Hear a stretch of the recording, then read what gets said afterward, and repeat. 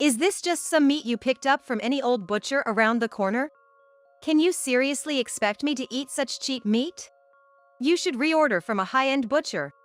If a refined lady like me eats this, I'll get sick. Is this some sort of joke, Mrs. Connolly? Even if it is, aren't you taking it a bit too far? Naomi chuckled as she looked at the meat I'd prepared. Surely, the meat I had prepared was something anyone could buy, and I reconsidered that maybe, with Naomi's indulged upbringing, she might not be able to appreciate its flavor.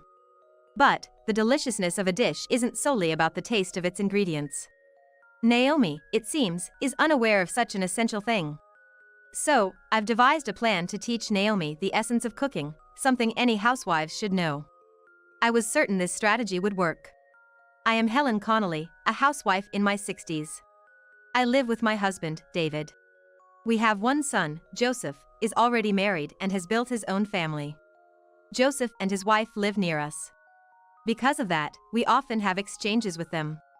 However, there was one thing that troubled me. My relationship with my daughter-in-law, Naomi. Naomi, who claimed to be brought up as a high-class lady, had quite a selfish character. Mrs. Connolly, I want to eat some delicious sweets. Can you go to the popular shop downtown and get some right now? Eh?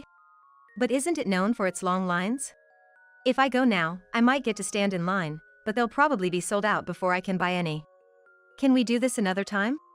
One day, when I was visiting Joseph and Naomi's home, Naomi suddenly blurted out such a selfish request, and I finally said no.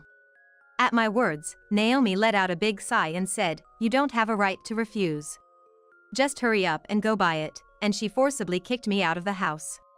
Thinking that I shouldn't further upset Naomi and complicate things, although reluctantly, I decided to head to the popular bakery downtown where there was reportedly always a line, at 3 p.m., when the sun was still brightly shining. Sure enough, there was a line in front of the store. I joined the end of the line and waited for my turn. As I gradually moved forward, a feeling of hope sprang up in me that maybe, just maybe, I could buy some. But at the same time, I was feeling exhausted.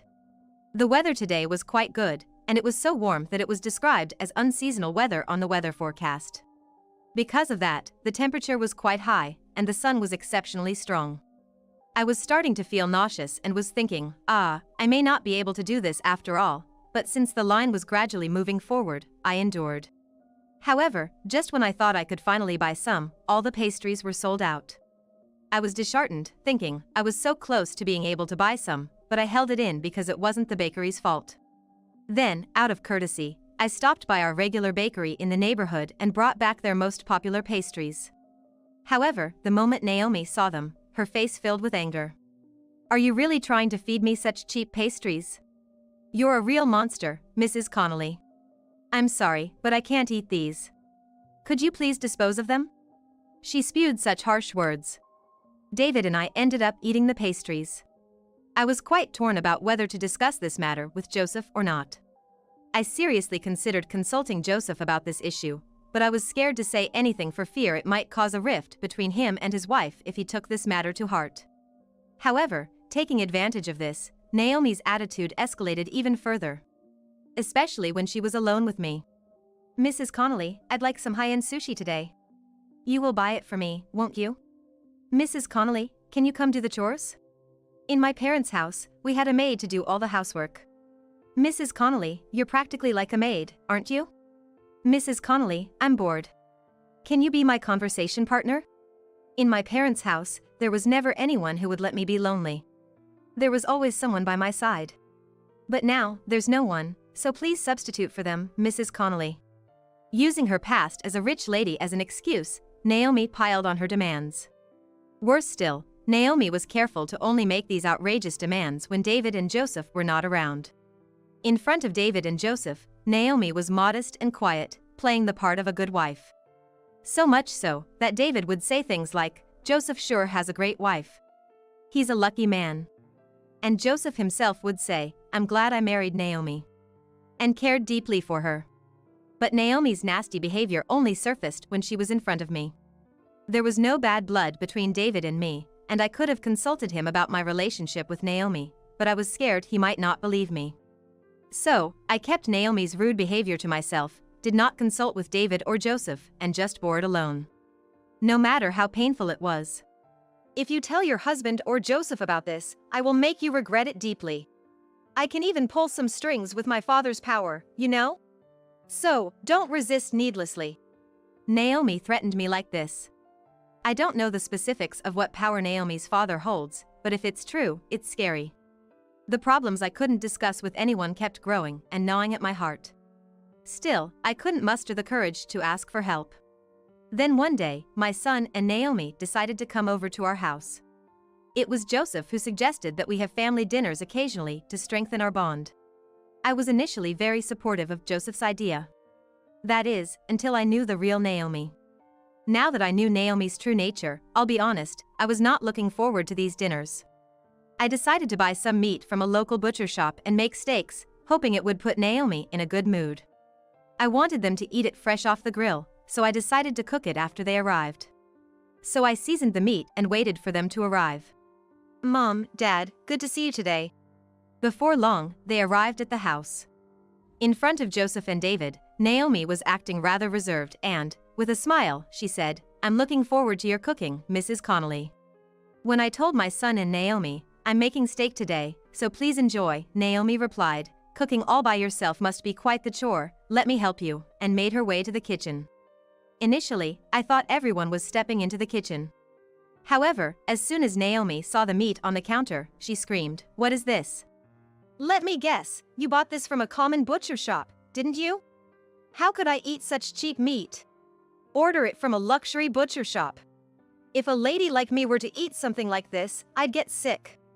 Mrs. Connolly, is this some kind of joke? It's a bit too much even for a joke, don't you think?" Naomi said this, pointing at the meat. Her voice was so loud that it brought David and Joseph into the kitchen.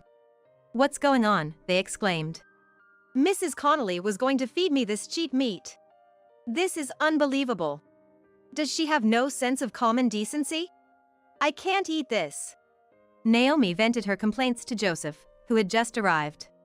The two of them were taken aback by Naomi's sudden change, possibly because she always acts quite demure in front of Joseph. "It looks like perfectly good meat, doesn't it? What are you talking about? This thing is like dog food.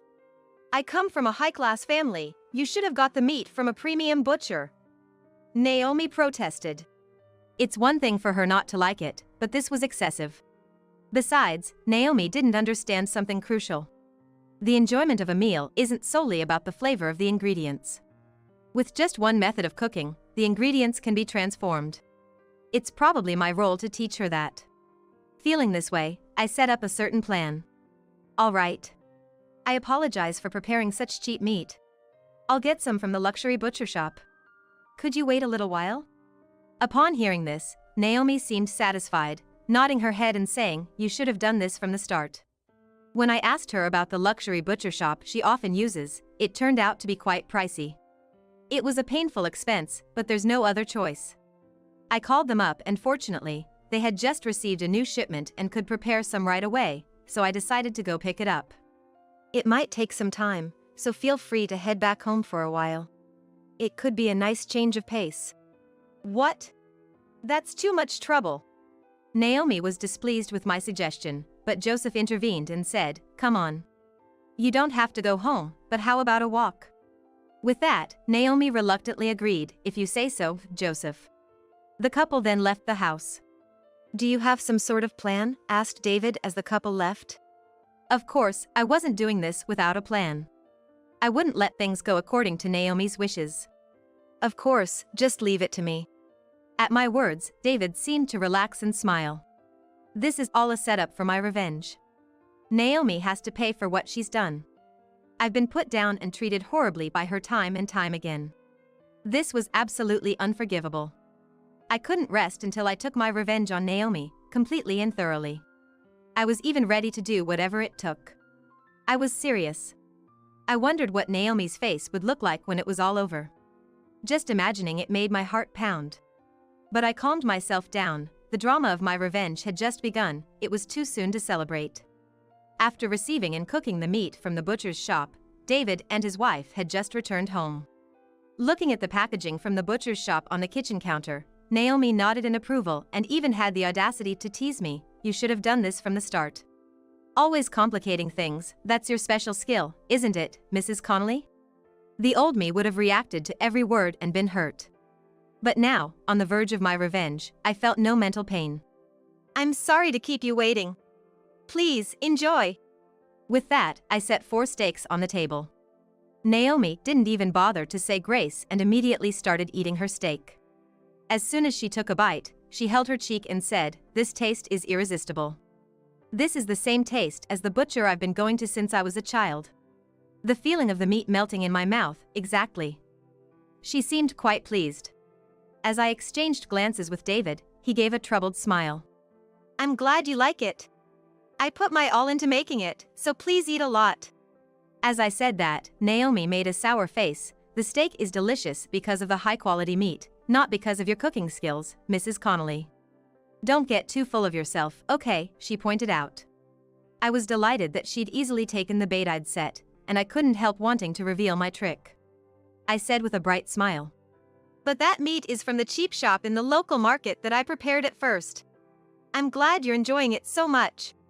At my words, Naomi widened her eyes in surprise. Then, as if it were impossible, she rebelled against me. There's no way cheap meat could taste this good. Stop lying to me just because you don't like me, Mrs. Connolly. This taste is definitely that of high-quality meat. Oh, it's no lie. I did buy high-quality meat, but that's only for our family. The meat that you, Naomi, who isn't even a family member, are eating is definitely from the local market. When Naomi looked at David as if seeking confirmation, he nodded, yeah, it's true. I was watching all along. The meat you're eating, Naomi, is the cheap stuff you disparaged at first. Presumably not thinking that David would lie too, Naomi's face turned bright red as soon as she heard that. That's impossible. After all, cheap meat is just cheap meat. It's strange for it to taste so good. Naomi, becoming almost hysterical, wailed like that. Certainly, if an average person cooked cheap meat, it wouldn't result in a high-quality steak. But I had a secret weapon. I actually worked in a high-end restaurant before I retired. At my sudden revelation, Naomi shrieked, "What?" Ignoring Naomi's surprise, I continued. Listen up, the deliciousness of a dish is certainly influenced by the taste of the ingredients, but what matters most is the right preparation of those ingredients. Even if it's inexpensive, you can still make it taste as good as a high-end dish. That's what I learned during my working years. That's why I couldn't ever forgive you, Naomi, for dismissing it just because it was cheap meat.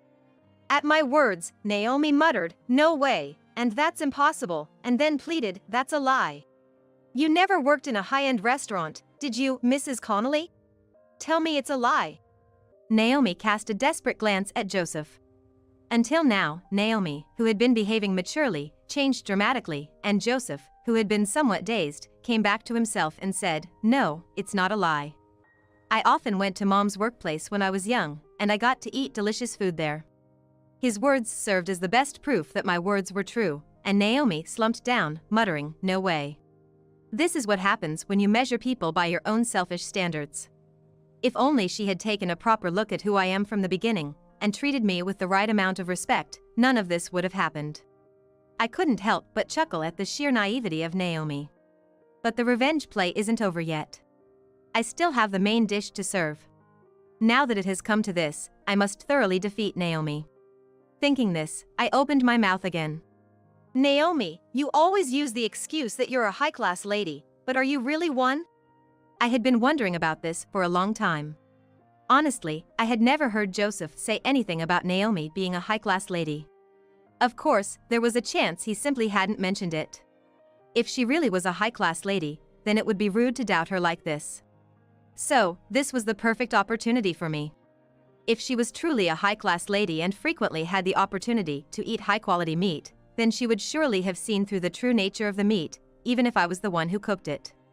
But Naomi couldn't discern it and even praised the meat. Her behavior as a high-class lady seemed nothing more than fake. If she really wasn't a high-class lady, then she had been telling me a terrible lie. As I stared at Naomi, she averted her eyes in discomfort. She seemed to not want to answer my question. Wait, Naomi a rich girl? No way, Naomi is just from an ordinary family. There's no way she could have married me if she was truly a rich girl. We're from an average household. Even if Naomi didn't answer, Joseph told us the truth. Upon hearing Joseph's words, I nodded in agreement, thinking I knew it. Hey, Joseph! Let's not discuss this now. At Joseph's words, Naomi became flustered, trying to stop him, but it was too late. It turned out that all this time, Naomi had lied when she said, "Because I'm a rich girl." She was just making excuses to trick me. I can't believe it. She went so far as to lie to me in such a horrible way. I can't begin to express how much Naomi's lies hurt me. But I guess, to Naomi, how I felt didn't matter. I was insignificant in Naomi's world. I was taken aback by the lies that had been told for such a long time when Naomi, looking panicked, blurted out her words. So what if I wasn't a rich girl? I am still your daughter-in-law. I married into this family, so it's only right that I should be respected. All I did was make sure I received the respect I deserved. Yes, I lied, but that's not a big deal. I didn't do anything wrong. Naomi continued to insist, I didn't do anything wrong, trying to escape from her guilt. What do you mean you didn't do anything wrong? If you were truly innocent, then what was all the hardship I've been through about? I had been treated poorly by Naomi this whole time. Even when her unfair treatment made me angry, Naomi didn't accept it and used her claim of being a rich girl to escape from her guilt. In the past, I might have forgiven Naomi's actions. At least, I had acknowledged her as a part of the family. That recognition was shattered today. Naomi's reaction to the meat I prepared was the trigger. I had been trying my best to act as a family. I thought that if I could support her, I should. Ideally, I wished we could support each other. But Naomi was the one who crushed these hopes of mine. I wanted to bond as a family, I wanted to hold hands and live together, but Naomi never made any such efforts, and so my dream as a family was crushed. I didn't do anything wrong. It was all Mrs. Connolly's fault. To Naomi, who tried to pin all the blame on me, I responded with a smile. Even if you say I'm the bad one, I don't care. I just can't consider you as family anymore. Please, for the love of God, just don't involve yourself with me anymore. I can't stand the thought of getting along with you, someone who lied to deceive me. I was basically disowning her with those words. Upon hearing this, Naomi, her face filled with despair, pleaded, "No, you're joking, right? We're a family, aren't we? How could you abandon me? We're a family, aren't we supposed to help each other?" Despite having belittled me all this time, Naomi's words sounded as if she were clinging to me. Naomi was the one who never treated me as family. And she has no idea how much hurt she caused me. I'm sorry, but I've made my decision. Whatever you do from now on, I will not involve myself. I will no longer act as your family member. As of today, you are a stranger to me. So, I will no longer grant any of your whims. When I made my stand, Naomi fell silent, dejected. Joseph took Naomi and went back to their house. I've suffered for a long time. Now, all of it has disappeared cleanly, and I'm feeling so refreshed. Afterward, my son and his wife decided to divorce. Apparently, Joseph was furious at Naomi for all the things she had done to me, and their days were filled with endless arguments. Naomi didn't want to divorce, but Joseph's will was unshakable, and the divorce was finalized in mediation. Now, she seems to be living at her parents' house and working like a horse to pay her bills. Joseph occasionally receives messages from her begging to get back together, but he seems to be ignoring all of them. I never knew she was such a person. I really lost out marrying her. Joseph had this to say about Naomi. Indeed, I too felt that getting entangled with such a woman was a disaster. Ever since then, we've been spending very peaceful days. When they divorced, they moved out of the house they had been living in, and Joseph moved in with us, and now we are a family of 3. Whenever I serve my cooking, both Joseph and David are very happy and eagerly dig in. It doesn't matter if the ingredients are expensive or cheap. They appreciate my cooking skills. Being praised for the meals I prepare for my family is my greatest pride. I am sure I will continue to serve my beloved family with my cooking. Until the day my body no longer moves, I want to cherish this ability.